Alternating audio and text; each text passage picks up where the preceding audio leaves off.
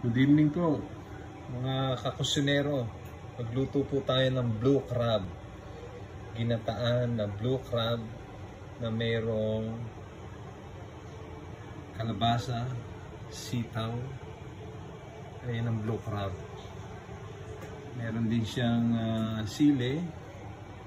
May maanghang at di maanghang. And then sibuyas, bawang at saka luya. Pwede nyo nilagyan ng luya if you want. Nagpakulo na po tayo ng mantika. Mainit na, lalagay na natin yung sibuyas, bawang at saka luya. O yan po, nilagay na natin ng sibuyas, bawang at saka luya. Hintayin lang po natin sagi ng konti itong mga nilagay natin dito. Ginisa natin. And then nilalagay na natin yung blue crab. Ito pong blue crab nilinis ko na.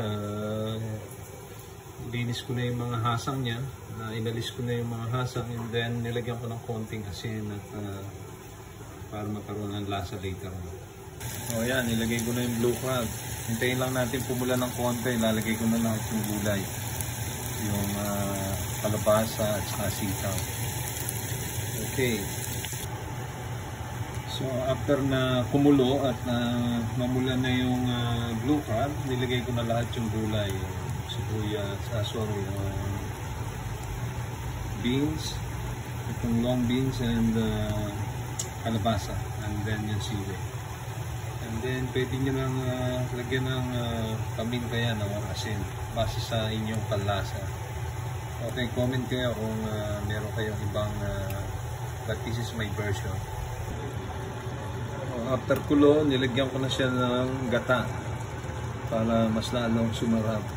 Finished product.